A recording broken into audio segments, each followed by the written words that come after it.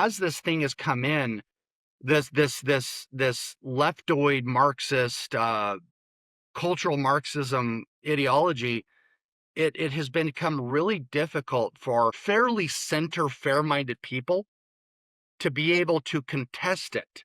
Because again, they don't know the background and why and how the brain, the mind washing, as the Chinese called it, the ideological reform, what that process is. And it's a process of constant shaming and crazy making, right?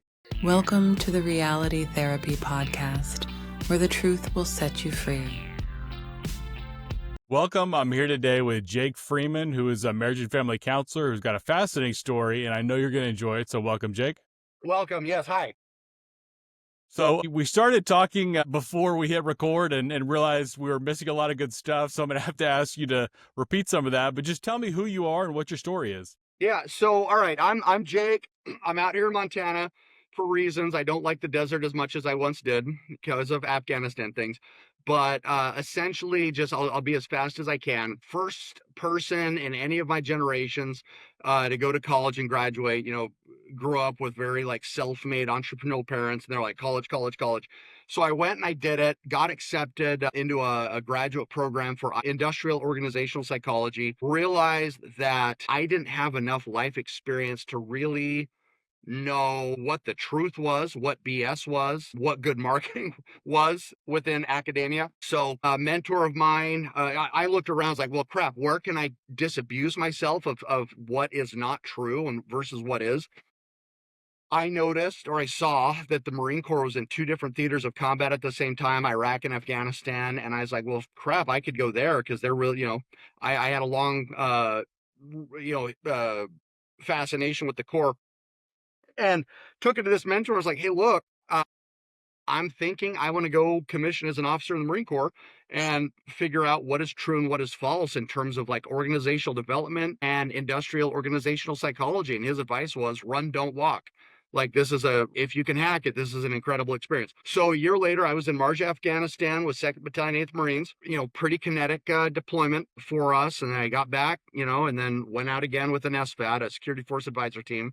Kind of grew weary of the Obama administration's philosophy of executing or not executing the war. So I got out, was able to get hired on by Amazon, big Amazon. And in the meantime, when I was getting out, the Navy, when they were doing their assessment with me for my out doc, they said, hey, we've got this 50-point rating for PTSD. You're 38 out of 50. And to quote, the corpsman guy said, it's not like you're going to lay an ambush for the mailman, but it is going to catch up with you. And my response to him was, yep, you too, bud, double it and give it to the next guy. And I was out. I went on my way. Well, 2 years later, I was draining a fifth of whiskey twice a week just to remain, I don't even know what, because there was so much, there's just so much emotional cutoff. I was having the emotional flatlining just to feel anything that felt like happiness. I got into booze hard, realized that this is not actually good, went and sought out a PhD trauma-informed psychologist. And that was his big thing. He was, trauma, it was trauma focused. He knows how to deal with trauma. So I go in and I lay everything out to him, which was, ever since we got back from Afghanistan, I don't feel like my family understands me. I don't feel like my community understands me, like my community of origin. I don't feel like I fit in. I don't feel comfortable just like being around people. And this man, I'm not kidding you, looks at me in my eyes and he says, well, have you ever considered that maybe you're transgender? And I'm like, the fuck did you just say to me? Because, like, probably not, right? And so I'm like, So no, hold on. actually, Hold on. Hold on a second. I feel like if you're a therapist, like somebody coming back from active combat overseas, experiencing the symptoms you are, that has to be like a fastball down the middle for a PTSD. And his first thought is transgender. that might be your white privilege or systematic oppression speaking. I don't know. Dude, it's insane. And this, all right. So this will lead us into a lot of discussions later about the weird as crap ideological capture of this therapeutic community. Now, part of being a good Marine Corps officer, can't speak to those nasties in the Army and whatever, but you study the nation's enemies and former enemies that were worth something, like, for instance, the Soviet Union. You cannot help but notice how the Soviet Union weaponized specifically psychiatry against political dissidents and enemies, because their reasoning was there is no real or reasonable counter argument to the Soviet economic philosophy. Any possible criticism was couched in literal insanity. And I think that our American Marxists have updated it only a little bit, in that there is no counter argument unless you are insane or evil. And that's kind of where we're at now. And that's what worries me so bad, because once I was like, well, crap, this PhD dude, what a quack. I mean, must be just great marketing. I've got to take my, this copper goblet. It realigns my chakras. So got to stay hydrated. Anyway, that was my joke for the day. No, so I'm like, all right, this PhD guy's obviously a quack. What the hell are we doing here? So I go to another person and I lay it all out again. And their response was, well, it sounds like you didn't get enough hugs growing up. You didn't get enough parental affection. And I'm looking around the room, like, I'm thinking I'm on camera. Like, this has got to be a joke. Like, I think it's probably modern warfare that got me, right? So that person was not the one. So I went to two more, same thing, just crazy, stupid, out of alignment feedback that was absolutely not helpful. Finally found one who was a former gunnery sergeant of Marines who had gotten blown up. She had a TBI, but then she was able to recover from that enough to become a marriage and family therapist. And she, I basically went into her clinic and I hit play and I just, repeat the whole thing. And she says, Jake, I know what your problem is. And I'm like, what? And she says, you're fucked up. And I'm like, yes, that's it. That's the one. Okay, what do we do? She's like, okay, I got you. So she took me through this EMDR. She took me through a lot of CBT. And no kidding, in 6 months, my marriage was back on track. Relationship with the kids were back on track. Was I totally out of the woods? No. But that was the ticket. There was just certain things that were just sticking with me. Like, I would have, there was this story that I've got, this called The Man in the Box, where we had blown up this Afghan dude with HIMARS outside of our fob. And the guys went out there and scooped him up, put him in an MRE box in a garbage bag, taped it all up, brought him to me because I was the liaison for the human exploitation team guys. They wanted to get biometrics just to be sure. And I sat with this box with this body in it for like 8 hours, just watching and make sure nobody messed with it. And the smell hit us. And like at the time, it was like gallows humor, Marine Corps, like hilarity ensues. Like, we're like, hey, dude, you got enough room in there? Ha, awful, awful things. But that smell, dude, is so wild. And that, what I didn't realize was years after, I would just suddenly start dry heaving. Like, and I didn't know why. I was like, what the hell is that smell? What is that smell?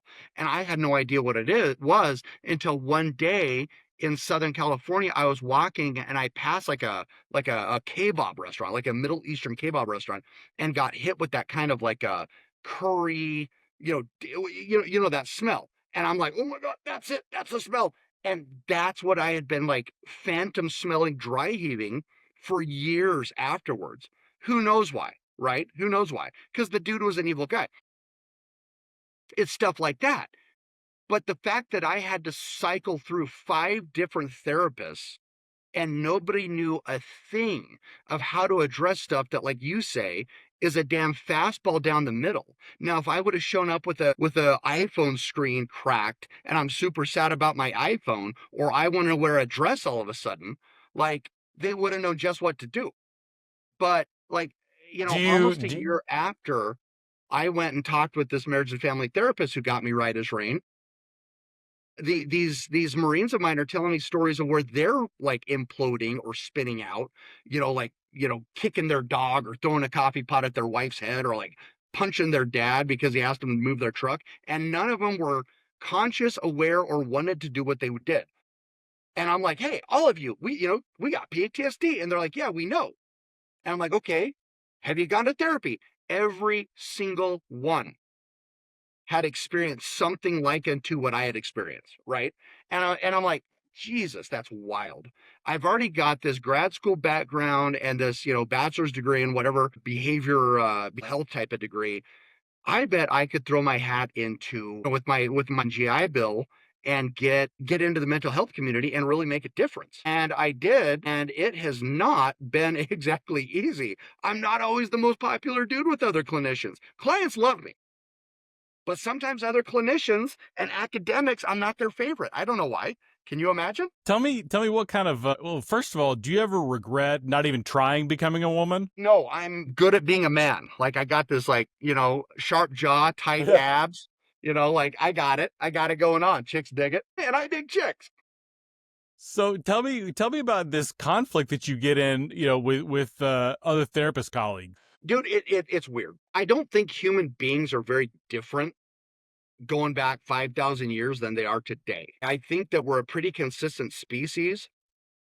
And I noticed this first when I was working at Amazon within the organizational development and human resources type realms, that there was just certain concepts, ideas that were banned and outlawed for no good reason. And I'll give you a for instance, and this is prior to me being active in grad school. Uh, we had this candidate come in to interview for a high level position, and she was an African American woman, and just foxy as you want, like Tyra Banks level, just like rawr. Like she had that like raptor energy, right? And just nailed the interview, just killed it. And we were all like, yeah, yeah, because you do these panels, right? Well, the dude that was responsible for actually making the final decision comes in, and usually he was like this calm, cool, collected type of guy, right? This dude was so off center, like upset isn't it, because it's not like he was angry, but he was just like sputtering. Like, we don't need people like that make us feel that way, like nonsensical, right? And I'm listening to this guy and I'm like, wait a minute, like, because I was pretty hefty in my own role. And I was like, wait a minute, like, did she say something crazy? Did she like say something like, kill Whitey, like, go Malcolm X or something? No, not at all. And it became pretty clear that he's whatever happened in the interview, he started getting hot under the collar and didn't quite know what to do with it. And so he started getting aggressive. And it's like, we don't want her in here because apparently he messed up the interview badly. So I actually came to this lady's defense, like I'm the whitest white dude you've ever met. And I'm like, hey, look, because part of my job there in Amazon was to do like the unconscious bias training. This was kind of the pre DE&I stuff. And I'm like, hey, we just got to make sure that we're not using unconscious bias, against women or men or, whoever, fair shake. Well, what I didn't know was on the phone on mute was a mixed race recruiter girl who was white, black parents. She got so upset that a white man was defending this black woman that she broke into the call and started screaming at me. Now, she's like let's just say like level 3 in the organization. I'm like level 6. And I'm like, I don't even know who this person is. I don't even know that they were on this phone. She starts yelling about black women don't need white men to save them. And she's just going on and on. And I'm like, what are we talking about, right? And I'm just like, okay, cool. Anyway, mute. And we go on. So because she was a great candidate. Well, then this chick goes and puts in a no kidding ethics complaint against me for racism. Racism for defending a black woman. A white man, because her argument was, and I'm not exaggerating this, that it was her place as a black female to defend another black female. Problem was, she was not even part of the process. There was no version of reality for her to even get involved. She was just listening because as a recruiter, she was supposed to be in the wings, right? Now, they launched this investigation, and I go into my boss, who's the like he was one of these uh do you ever see that comic where it shows you the different type of predators that use camouflage? I'm not sure. It's a stone toss thing, but I'll send it to you. It's like different type of predators, are like a snake that looks like leaves and a alligator that looks like logs, and then the last panel is like a fat bearded like white male feminist like sweating in a feminist march, like predators hiding in the open type of thing. Anyway, that was this guy. I'm talking like like pudgy belly, tie-dye shirt wearing, socks with sandals, disgusting human being, right? Just vile as a man. Anyway, so this complaint comes in, and he brings me in, he interviews me, and he says, "Well, Jake, the problem is where there's smoke, there's fire." And I'm like, "What does that even mean?" Right? Well, one of my colleagues that I had actually hired into Amazon, who was like the blackest black girl I ever met, she hears this story and she gets so livid at the girl and my boss because she knows me, right? That she goes to him and she says, "Okay, you go ahead and pursue Jake because this dumb bitch up in Seattle that wasn't even there wants to make this complaint. But I am going to burn this place down." And now all of a sudden he's like, "Oh no, the half black, half white girl says this. The black girl says this. I don't know where this is on the victim hierarchy pantheon, right?" The intersectionality calculus. 100%. And so he suddenly drops it and he's like, "Well, you just better be careful." Dude, it blew me away because dumb white guys don't understand how things have changed until it like directly affects them. So I'm like, okay, this is damn rotten. So I go over to Scandinavia. I do that for a while. I get the spidey sense that something goofy is going to happen global politically. Because I had worked a lot with the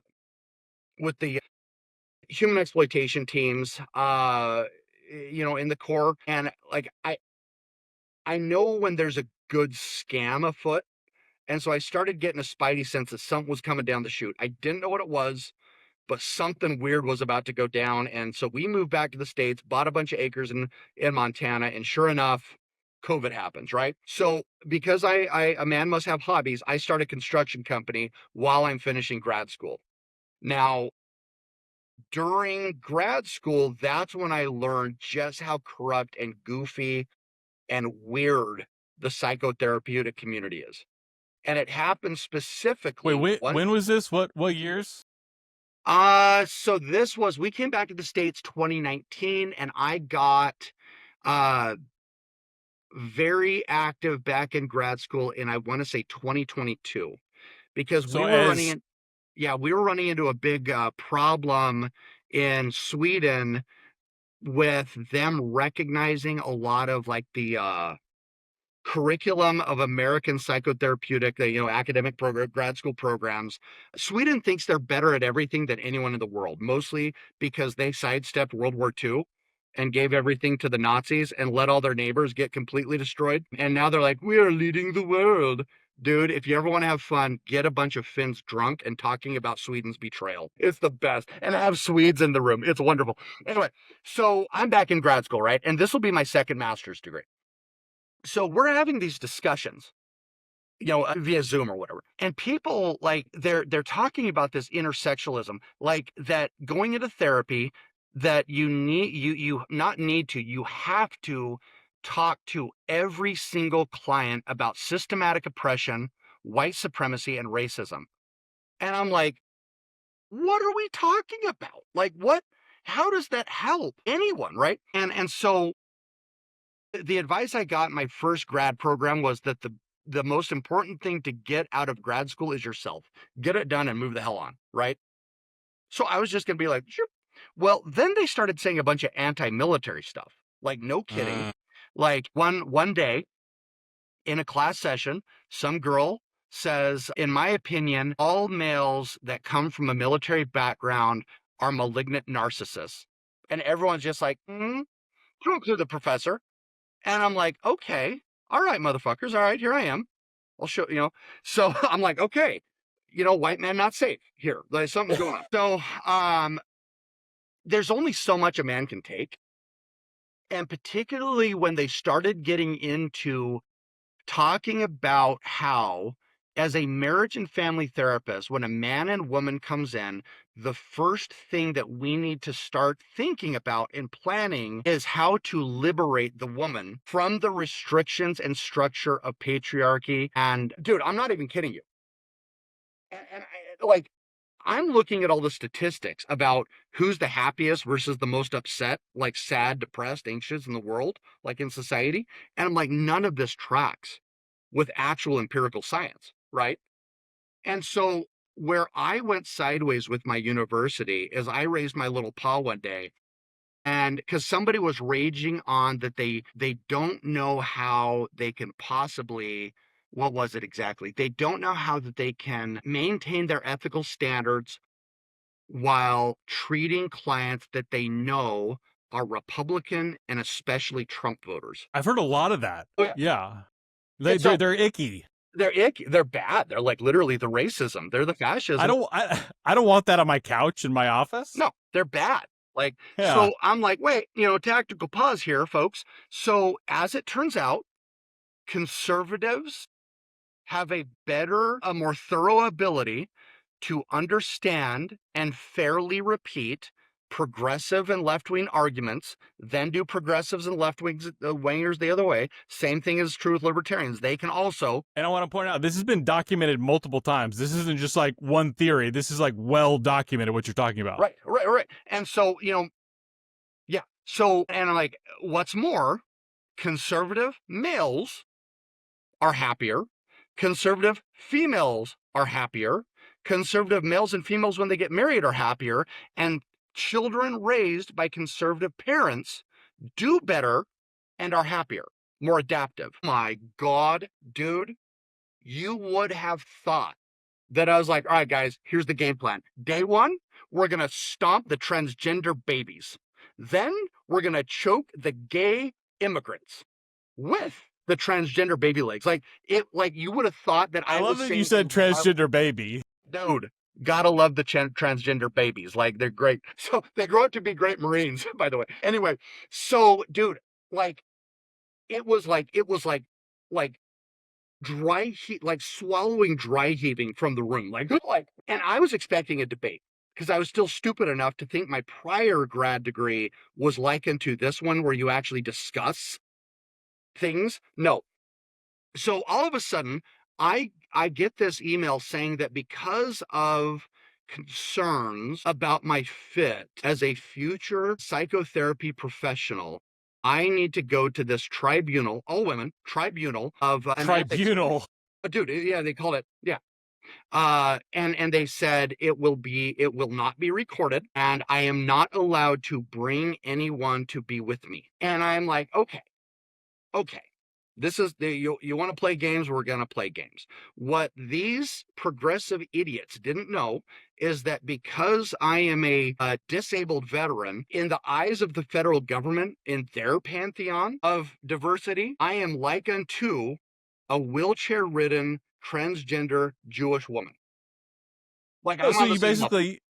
like we've kind of come full circle. So you are the equivalent of transgender. 100%, man. I have found my woo-saw, and I was there all along, right? So anyway, I wrote them this email I saying, love your shirt. What's that? I love your shirt. Dude, I wear this with men who are getting beat down by women, all like their woman wives all the time. And I'm like, dude, it's not the Barbie movie. This is the Ken movie. Like, what are you doing? Right? And then they're like, ooh, they're so in love, but with their husbands. Anyway, so I write them this email, and I'm like, I am being oppressed. This is not happening to my colleagues who are not military disabled veterans, the whole thing.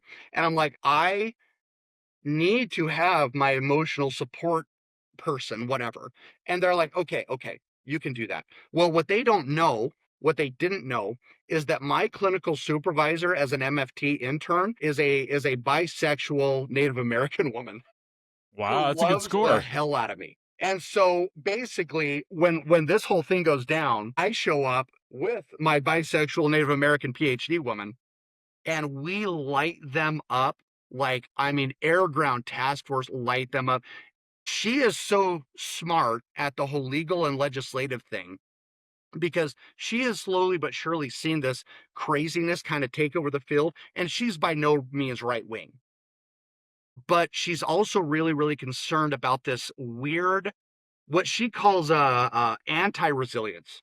She calls it anti-resilience, where it's this focus on information and validation, no matter what, and which is the wrong answer for therapy. There's 100% wrong answer for therapy, right? It's got to be resilience. 99% of the time. So anyway, we light these people up, and they don't know what's happened. So they withdraw, but then they cancel my next. I think I had like uh two, like one internship and one like capstone or something left for me to get the degree. They withdraw it, like completely remove it from my record, like the future scheduling, and then just simply don't respond. You know, the woke mind virus weak ass thing that they do, where when they can't debate you, they simply remove your ability to say anything. Hmm. Yeah. So that led me to writing a very spicy email that I am retaining counsel to take a federal discrimination case against them. They don't know what to do when you use their own WUSA against them. I assure you that, because they don't think we have WUSA. So we took that in their direction. All of a sudden, my courses were back on, and they tried a few more little games with us. But every single time they did, my clinical supervisor and I just 1-2 punched them. Every single email I wrote to them, and every single time they would respond and remove her, I would add her back. But I kept her on communication all the time, because what I realized from my long, long study of Marxist That's a brainwashing, good one. yeah, Yeah. That was Mao, is right? if they don't have, or if they have witnesses and the ability for somebody to tell the truth about what they're doing, their entire facade falls to pieces. So we got through it. Now, that post degree, I haven't always been exactly comfortable or well liked by local therapists within the state. The odd thing is, they don't directly try to come after me and address me with their concerns. They try to go around and complain to other people that could get my licensure revoked or something, which there's no standing for it because I don't do wrong things. So anyway, I did go on and on. Yeah, no, that was amazing. One thing I like to ask, I'm really interested in like your psychology around some of this, because you come from a back. I love talking to military people who kind of come into this field, because the military is so pragmatic. Either we get the mission done or we don't. Right. It's not like well, the mission failed horribly, but my heart was in the right place, right? That's not really a thing, right? Never. So military people have a different perspective, I feel like, when they're coming into this field. I'm wondering if there was like an aha moment, or like a moment when you're sitting in one of your classes where you're like, where am I? What's going on? So look, I've always liked coaching. People have always responded pretty well to me. Um, in Amazon, I started getting requests from managers that I had worked with that would say, hey, I've got this high performing person that I'm about to fire because they're such a pain in the ass to deal with, right? Because sometimes what gets us here doesn't get us here, right?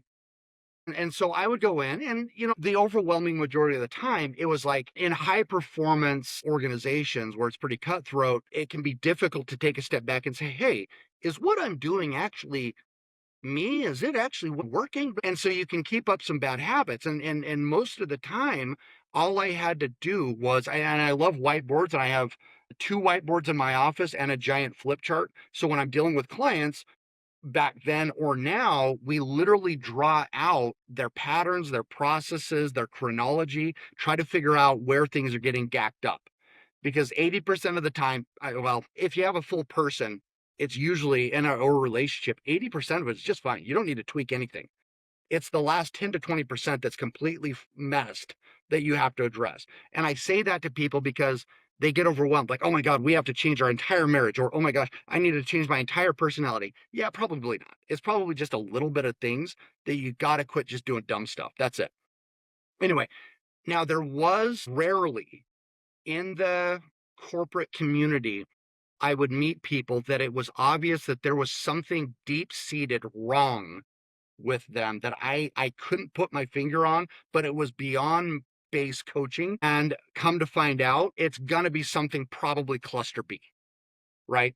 But I didn't know how to address it. That's one of the other reasons Could you why I was so. explain when What's when that? you say you're seeing some cluster B tendencies? I don't know if everybody catches on to that. Like, can you tell me, like, what are you seeing in these people? The ability to tell people things like your underlings or your colleagues things, like having like really creating a moment of promise and confirmation and commitment, knowing full well and good you're setting them up for sabotage and you're going to fuck them up and take whatever you guys built together. Pure manipulation, like dark triad, a manipulation, willingness to hurt people, and then feeling no guilt whatsoever about hurting people. That's kind of primarily it. Or Gotcha. lying with no emotional ramifications whatsoever. Like it's like, well, crap, man, I wish I hadn't lied because they found out about it. It's like, no, that ain't it. You gotta never lie, or you gotta always tell the truth, or at least don't lie, right? People with a pretty normal moral sense get that. But people that are cluster B will fake emotions, they'll fake truth, they'll anything you say will be used against you in a court of economic gain. And so sometimes I would meet people like that, right? And this is trick no good. And it's very, very rare, right? Just as like real true transgender, I don't know, what do we call it? We don't call it gender dysphoria anymore. We don't call it transgenderism anymore. Whatever it is, this identity, does it exist? Arguably, probably, maybe less than a 0.5% per 100 or whatever. I've got to look at the statistics again. But is it this wide blown thing that's being pushed on everyone all the time right now, seemingly? No, absolutely not. That's something else. That's a malicious thing. So, dude, I went off on a tangent again. You asked, what are my views? Like, why? No, was there an aha moment?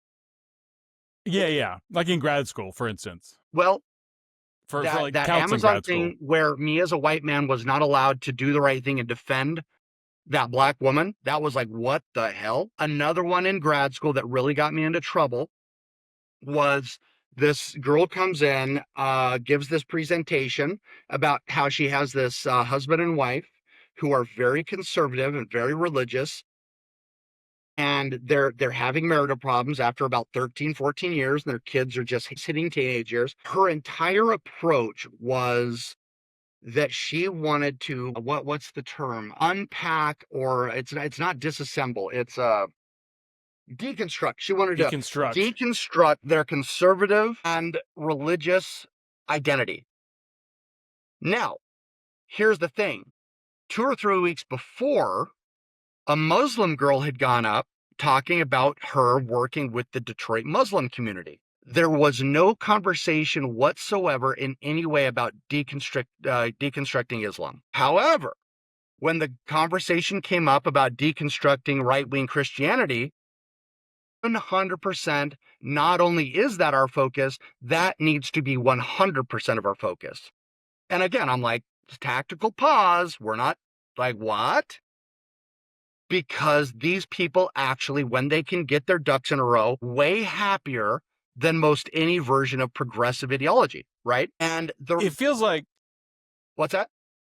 there's like a lot of unspoken assumptions. Oh. You know, it's just blatantly obvious to them that if someone comes in as conservative and Christian, we need to cure them of that because it's not a good thing. This is backwards and oppressive, and we need to liberate them from that. And they usually don't say that out loud explicitly, but everybody just kind of knows it. Yes, and I think it's our beloved handsome boy Gad Sod talks about suicidal empathy, and I really think that it's a manipulation of this Christian concept of empathy, the suicidal empathy that he talks about so much right now, because we as a polite people don't like causing fights and conflict. We don't like contesting one with another, especially white collar professional types, right? And so as this thing has come in, this leftoid Marxist, cultural Marxism ideology, it has become really difficult for fairly center, fair-minded people to be able to contest it. Because again, they don't know the background and why and how the brain, the mind washing, as the Chinese called it, the ideological reform, what that process is. And it's a process of constant shaming and crazy making, right? Like, for instance, the first clinic that I was accepted to, as an intern, I know the owner. She and I are still friends, but she had a clinical director that was just like, I mean, Kool-Aid man in human form, with the all the rainbow bracelet things, the giant 1950s glasses, but blah, blah, blah. Anyway, so I never heard anything from her when I got signed up and did my induct paperwork for the clinic. But when I walked in the first day, and I walked over to her office and I said, "Hi, my name's Jake. I'm the new intern." And she goes like this, and I'm not kidding you. She goes, "You." And I'm like, "Okay." Well, the woman that had recruited me was in the next office over. She's like, "Oh my God, Jake, you're here." Blah, blah, blah. So she comes out and she's like, "Oh, welcome. This is great. I'm so glad to have you here. We have 8 clinicians here. They're all female. I'm so glad you're here because a lot of our clients, a lot of our male clients, and even a lot of the female clients want a male therapist." Now, the clinical director does this like donkey laugh, like, ha, ha, ha. And I'm like, "Whoa, what was that sound?" And she says, "Yeah, I just think it's bullshit. The idea that men can do therapy better than women. I don't even think we need men in this industry. We've got it." And I'm like, oh my God, this is going to be so bad. And it was so bad, right? So there's this mean girl mentality of hatred and bigotry that comes from these people that I think most fair-minded professionals that just want to make their way in this and be left alone are completely incapable of dealing with. And so instead, they just go quiet. And as you know, with these ideological freaks, I call them icky freaks, that's all they need to push it forward and never be stopped, because nobody wants to deal with their over the top BS. My opinion. So you brought up something that's really interesting to me about kind of the anti-male bias there. So men's mental health is not doing so great right now. You've got men dropping out of the labor force, men not doing well in education, suicides are up, drug addiction's up. Just men are struggling right now. So as a male in this female-dominated profession, what's your take on men's mental health at the moment? It's bad. It's really bad. And that makes women's mental health really bad. 90% of the couples clients I face is she wants him to take the lead and he wants her to leave him the hell alone, because these men have been convinced that they have to be so nice. It's kind of the issue that the evangelical Christian community has faced, where men are not going to church anymore because it's so female focused about the needs of women that any sort of masculine emotion is a negative. Like, just recently, I had a female client who was married show up, and she tried to put some really bizarre boundaries on me about her ability to call me whenever she wants. And I just straight up told her no. Told me that nobody has really told her no in like 2 years, to include her husband, right? Because he doesn't know how. Wow. He doesn't say no. He like tries to like diplomatically work his way around it, and then he emotionally implodes. And so she emotionally spins out. And so with these people, I do, like, I'm not trained in DBT yet, or not certified, but I'm taking a lot of their tips and tricks of the scripts of just reframing things, of like, number one thing that I tell these men is your wife, your girlfriend, she's going to shit test you to find out what her boundaries are. Because once she knows where those boundaries are, she could build something in there. But if it's just completely wide open chaos, that's terrifying. Does she want you to overwhelmingly control her? Absolutely not. Do you want to get overrun by her Amazon garden of a soul? No. You got to be able to say no in a way that honors her liberty and what she wants as well. And so it becomes this thing like, hey, I like you. I don't like that. Don't do that. Do this I instead. think you're touching on something that's really interesting because you've got like a pretty powerful feminist movement saying that essentially the appropriate way to be a man is pretty emasculated. Like any kind of traditional conception of masculinity is toxic masculinity. And you've got a lot of these feminist women that are constantly unsatisfied in relationships because they're kind of pursuing what they think they want politically, but not what they kind of naturally want, and that's somebody's more masculine. What I advise these men when they ask, okay, I ask her, what kind of man do you want? And they say something that's absolutely not true. It's like, I want a guy that's, and they describe somebody that they would actually hate and cheat on. And then I ask him, what kind of man do you think she wants? And he's like, well, she just said, it's like, no. Because if that was the case, you would really be trying to do that. So what do you think? And he says his views, and they're usually a bit more accurate. But I'm like, okay, what movies, TV shows, streaming does she watch or books does she read? And she's like, oh my God, Game of Thrones, Jason Momoa, all these men that are like, no, stop. Alphas. I'll take you in a manly fashion, right? And she's like, literally like bite lip, like drooling. And I'm like, that is what she wants. That's what she wants. There seems to be this like inability for us to speak accurately on these issues, you know? Well, dude, I'm dealing with a wonderful couple right now where every single one of her relationships in the past she is a firecracker. My God. Every single man that she has had in a relationship has been reactive to her, and the relationship has not lasted very long. Turns out the man she married is very unreactive. And it drives her crazy, to include like biting the bottom lip crazy, like, "Ugh." And I'm like, okay, you're looking for someone to establish masculine containment, not cruelly, not meanly, but masculine containment in a way that honors your wild forest fairy nature. But at the same time, he has to also not be consumed and overwhelmed by you. Meaning at some point, the shit testing has got to stop, right? There's no cup so high that it can't contain all the water in the world, right?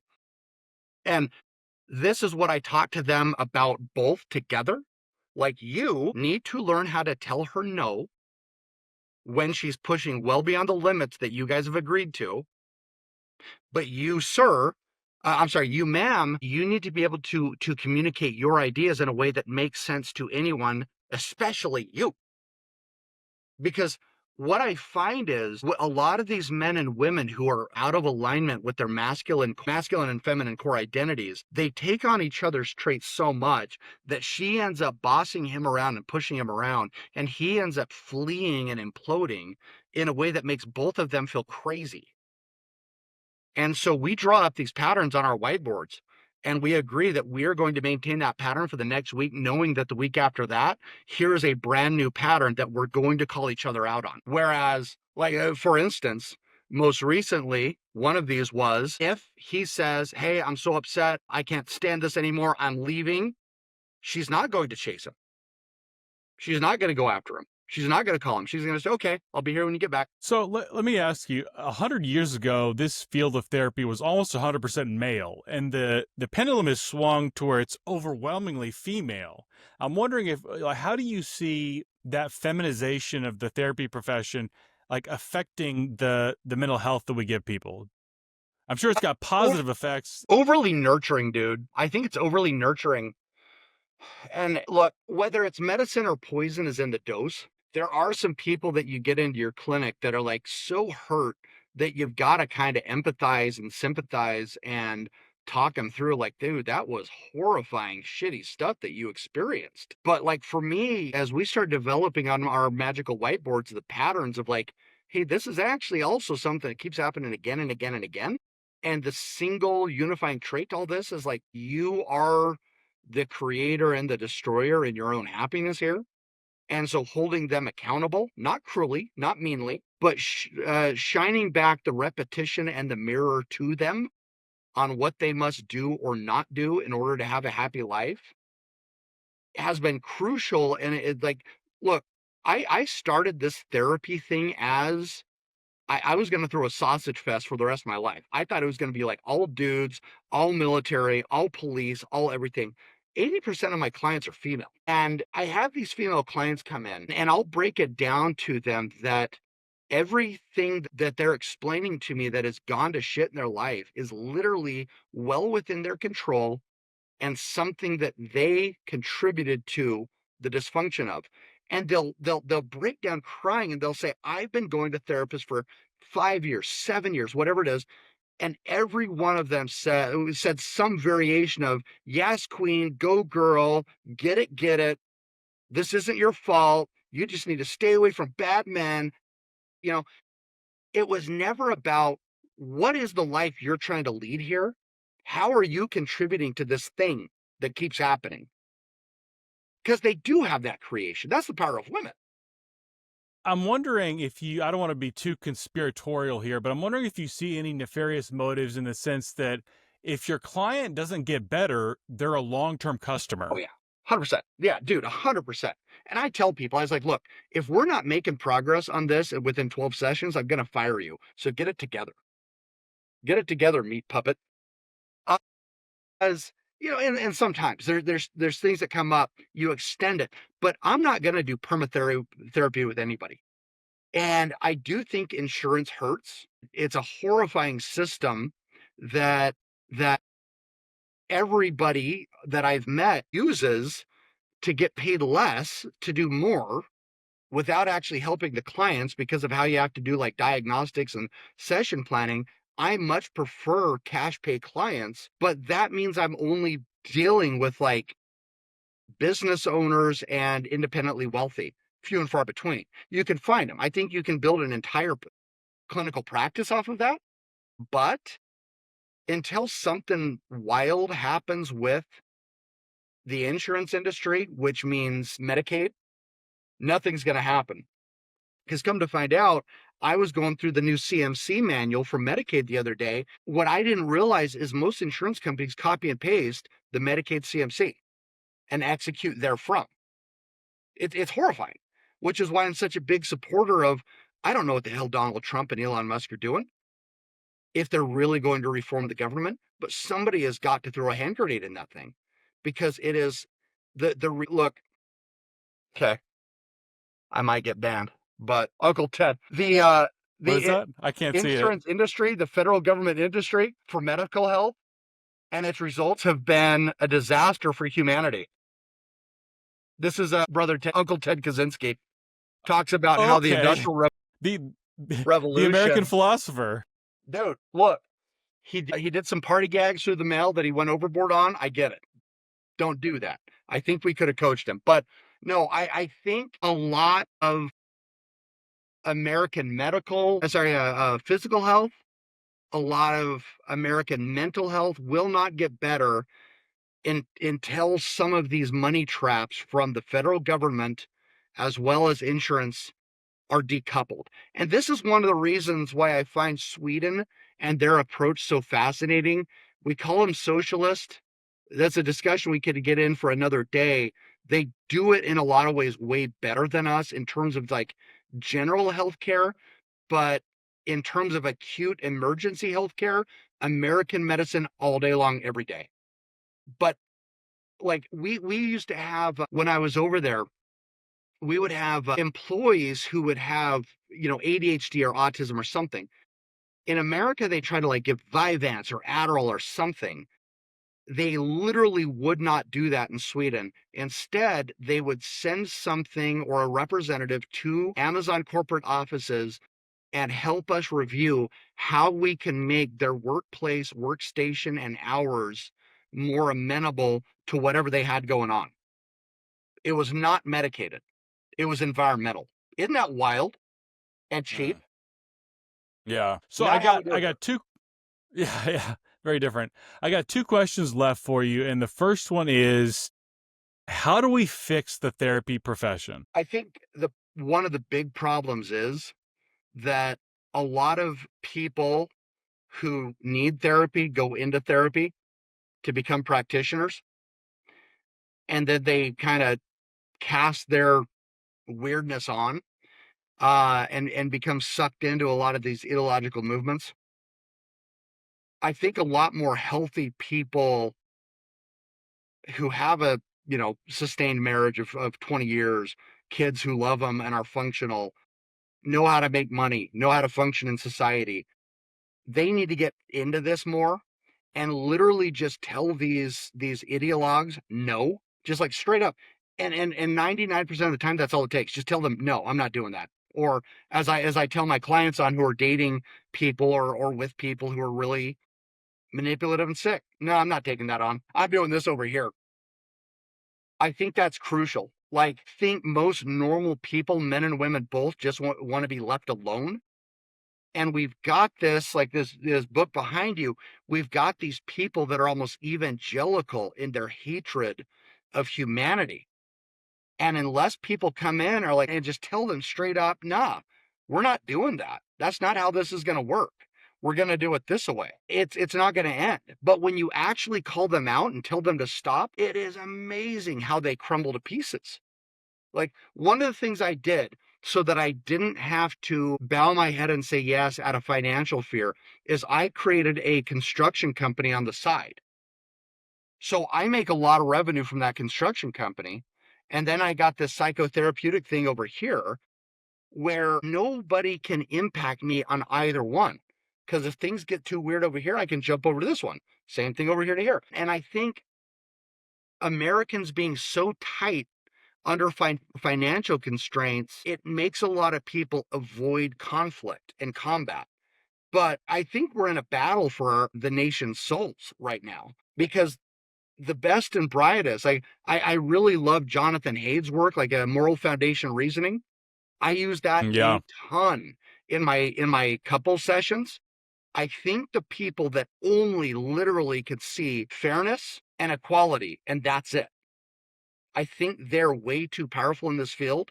And we need to get a lot more people who can see all six of the moral foundation indexes in here because it's wild that when you start actually just broadcasting a positive, pro human, pro marriage, pro man, pro healthy child message, these people crumble to pieces, shrieking like, like Sauron, but weak and lame. Anyway. I like that answer. I like that answer. I like all your answers, really. My final question, this applies to kind of society more broadly, but what is something we're not talking about enough that we should be talking about more? Dude, these questions you ask me. Look, I worry a lot about young men um in terms of their purpose in life. My wife and I are homeschooling our four kids because when we were in Sweden, their middle school, elementary and middle school actually were a lot closer in concept to our community colleges where you kind of took some testing as you went and it kind of vectored you towards things that you were naturally inclined towards and liked. And that's kind of where your schooling went. And then when we moved back to the States, our sons who were so pro-American, they were offensive to Swedes, were disgusted by how stupid and shut up in color American schools were. And so as I'm trying to hire young guys and young girls into my construction company, they they've got no concept of decimals, fractions, grades, percentages. Like, I've got to teach them everything. I think there's just there's got to be some nefarious plan to not educate people because these dummies who think they're smart are the most manipulatable people on earth. And that's what I find. People that, God, they can talk about social studies, they can talk about history. They can't math, they can't reason, they can't critical think, but they think they're so smart that they deserve something. And that's going to create a nation of either political radicals in the future or Appalachian style criminality of just survival mode that I don't think we're ready for it. It worries the hell out of me. It worries the hell out of me. Because even my sons, they go out, they can't find friends. Like my 18-year-old, when he was 16, I challenged him because we built a big well house. Anyway, I needed him to do a gable cut, which is basically an acute triangle that he had to cut and fit up in there. And I just told him, because the Marine Corps, you don't tell people how to do it. You just tell them what you need done and you trust their insanity to figure it out. So I said, hey, I need you to do this gable cut. And I walked away. And I came back about an hour later. This young guy had looked up on Google the Pythagorean theorem and had worked it out on a 12-inch chunk of 2x6. And he got that cut so tight that when we pressed it up into that gable on the roof, it like I swear to God, air, it was like it was so tight, there was no clearance whatsoever. I can't find a 30-year-old who can think through how to cut a triangle using the Pythagorean theorem. But because I've taught these boys and this young girl how to think through, what answer do you want? What answer do you need? Work your way back from there to now and then reverse engineer it. They can do that. I can't find people in this economy that can do that. To me, that's horrifying because that means the future for them is going to be basically mystical, magical, and unfair. And if you want to see criminality like the third world, that's how you get it. That is scary. That's very scary. And I feel like we're going in that direction far too fast. Way fast. So, yeah, what do you do? Yeah, I don't know. Well, Jake, I loved our conversation. I loved hearing your story. You got a lot of fascinating insights. If you'll hang out till the upload finishes, Yeah. great talking to you. No sweat, dude. You and I, we talked to some of the same people on the social media. I told them, I said, hey, I'll let you know if there's any career-ending statements I make or mistakes I make. So they're waiting with bated breath to see if I burnt my psychotherapeutic community, but for some reason, I don't think so. People respond well to the masculine energy and aggression, man. It's crazy, men and women both. Yeah. Do you think they're rooting for you or against you? 100% for. Like in terms of clients, they love it. They love it. Professionals, but who trusts Yeah, professionals and experts anymore, man? They burnt out their credibility that's during true. COVID. That's a good point. That's a good point. All right. Well, I would love to have another conversation sometime. Let's do it, man. Rock on.